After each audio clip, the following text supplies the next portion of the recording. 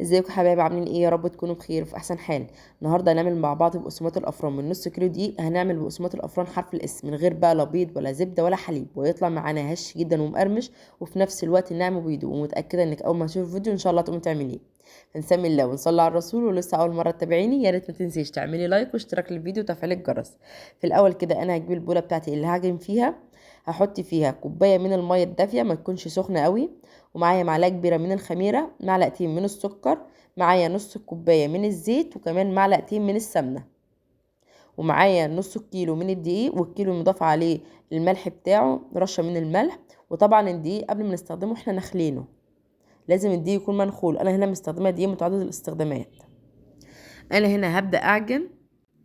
العجينه بتاعتنا سهله جدا وطريه، ميزتها انها تطلع معاك كده طريه وناعمه، وهتتعجن معاك بكل سهوله. تقدري طبعا تعجني على ايدك او عجان عادي، مفيش اي مشكله. هي اصلا فيها اي صعوبه لان العجينه بتاعتنا طريه، والعجينه على فكره اللي بيكون فيها سمنه بتتعجن بكل سهوله.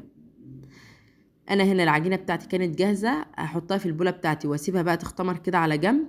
هسيبها من حوالي تلت ساعه او نص ساعه، بس اهم حاجه اغطيها طبعا عشان الوش بتاعها ما ينشفش معايا.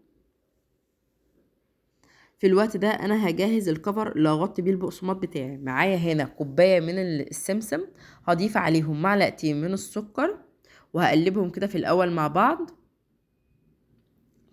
ممكن تحتاجي من كوبايه لكوبايه وربع من السمسم. وهنزل عليهم ب3 معالق من الميه.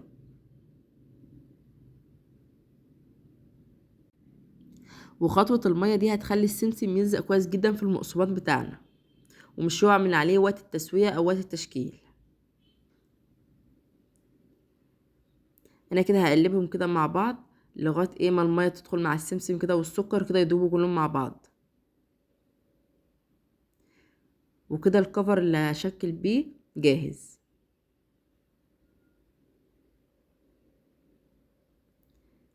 هجيب هنا بقى العجينه بتاعتي بعد ما ارتاحت كده واختمرت.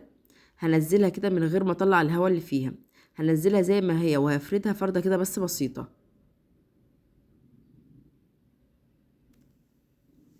العجينه بتاعتنا ما شاء الله طريه جدا وناعمه معاكي، يعني هتتشكل معاكي بكل سهوله. انا كده هفردها بالطول، واجيب بقى سكينه او اي مقطع انت بتستخدميه عندك وهتقطعي بيها بقى بالطول. والطريقه دي انا دايما بفضلها في العجين لانها بتسهل عليا وقت التشكيل.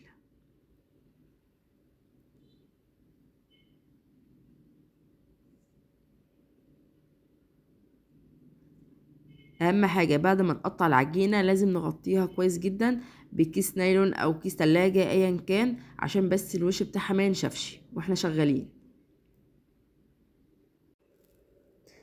هاخد كده اول قطعه معايا،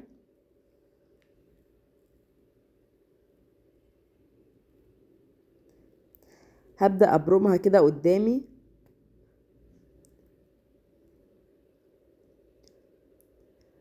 هبرمها بالشكل ده، والعجينه طبعا طريه وناعمه معايا فهتتشكل معايا بكل سهوله.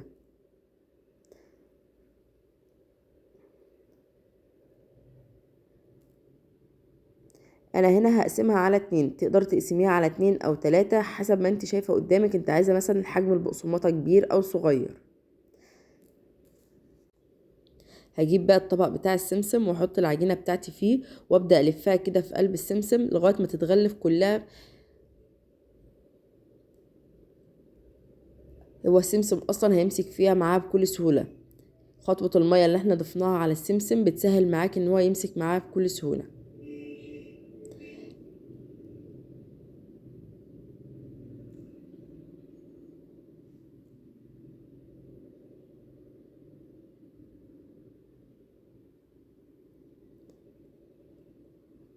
انا هنا بس بضغط عليها ضغطه كده عشان اتاكد ان السمسم ماسك فيها كويس.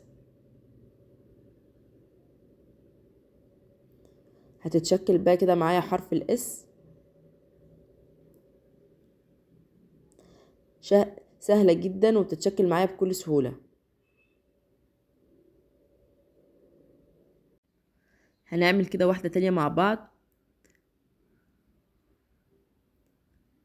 انا بفرد كده العجينه بالطول وبقطعها. لو انا شايفه العجينه مثلا كبيره شويه وعايزه تقطع على 3 تمام، عايزه تقطع على 2 حسب ما انت حابه. طبعا بعد ما بنخلص الكمية بتاعتنا بنحطها في صينية مش مدهونة اي حاجة خالص، وبنشكلها على حرف الاس في قلب الصينية. يعني انا باخدها وهي مش متشكلة وهي بالطول كده، وبشكلها وهي في الصينية بتاعتها.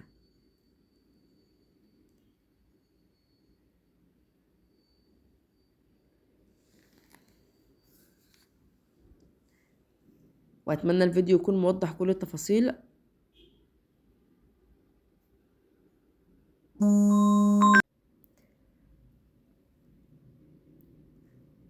انا هبدأ اخلص الكمية بتاعتي كلها واحطها في الصينية بتاعتي.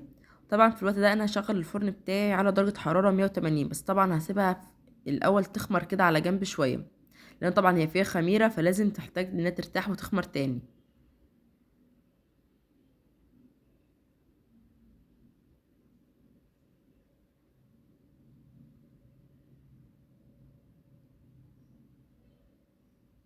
وده بقى شكل حرف الاس، شكله جميل جدا كده. بعد ما شكلناها في الصينية واسيبها ترتاح، ودخلت الفرن على درجة حرارة 180 رف اوسط، واشغل الفرن من تحت بس. اول ما ياخد لون من تحت وتستوي كويس شغلها الشواية. وبعد ما بتطلع مش بغطيها يا جماعة، انا بسيبها كده في الهواء، انا عايزاها تطلع ناشفة وتطلع معايا بالجمال والحلاوة دي. يا رب الوصفة تكون سهلة وتعجبكم، وان شاء الله تجربوها وتقولوا رأيكم بإذن الله. واشوفكم على خير في فيديو جديد ان شاء الله.